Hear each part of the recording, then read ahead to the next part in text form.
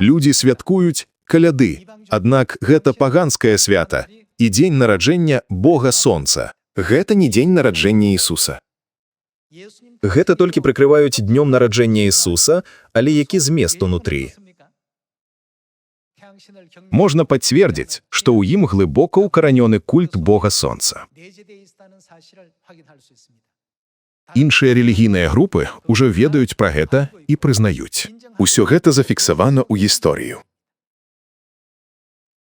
Фальшывыя святы праніклі ў царкву, выціснуўшы Божыя святы жыцця. Хіба ж увесь свет не выконвае іх, быццам гэта Божыя законы і пастановы. Біблія апісвае гэтую сітуацыю выразам, што Сіён апынуўся ў руінах і быў знішчаны. Разгледзім гэта ў кнізе Данііла, раздзел 7, верш 24. А 10 рагоў азначаюць, што з гэтага царства паўстануць 10 цароў, і пасля іх паўстане іншы, не такі, як ранейшыя, і знішчыць 3 цароў. І супраць Усявышняга будзе гаварыць словы. Тут Усявышні азначае Бога. Хто гаворыць супраць Бога? Паводле Бібліі, гэта д'явал гаворыць супраць Бога. Сатана, д'ябал, будзе гаварыць супраць Бога Усявышняга і прыгнятаць святых Усявышняга. Што яшчэ ён будзе рабіць? Нават задумае адмяніць у іх святы і закон.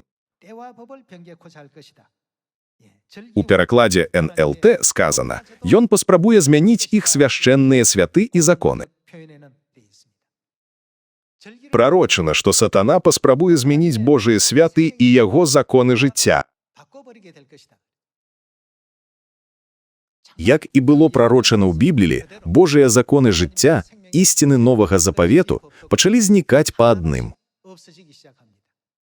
Сярод 10 Божых запаведзяў 4-я запаведь «Памятай дзень суботні, каб свяціць яго» была зменена на «Памятай свяціць дзень Гасподні».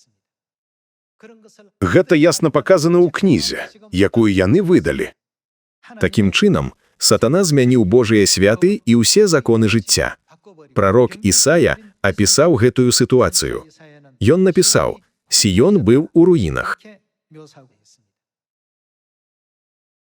У раздзеле 51, вершы 3 напісана: «Бо Сіона Господь потішає, всі руїни його потішає». Тое, што Сіён зруйнаваны, сведчыць, што Божыя святы зніклі і былі скасаваныя. Паводле прароцтва з 7 раздзелу кнігі Данііла, што зробіць з часамі і законамі той, хто гаворыць супраць Бога Усявышняга? Прарочана, што ён зменіць Божыя часы і законы. Бог прадказаў гэта праз прарока Данііла. Ці Сіён застанецца зруйнаваным назаўжды, ці будзе адбудаваны?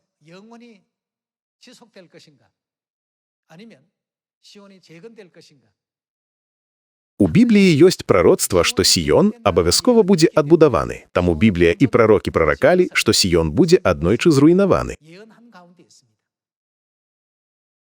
Калі яго не знішчыць, ці не губляе сэнс выраз «адбудаваны»? Дык хто ж адновіць скасаваныя Божыя святы і адбудуе Сіон? Без адбудовы Сіёна Божаму народу не будзе куды ісці. Ніхто ніколі не можа чакаць збаўлення, вечнага жыцця ці даравання грахоў. Паколькі нічога з гэтага нельга атрымаць без Сіона, усё чалавецтва павінна горача прагнуць яго адбудовы.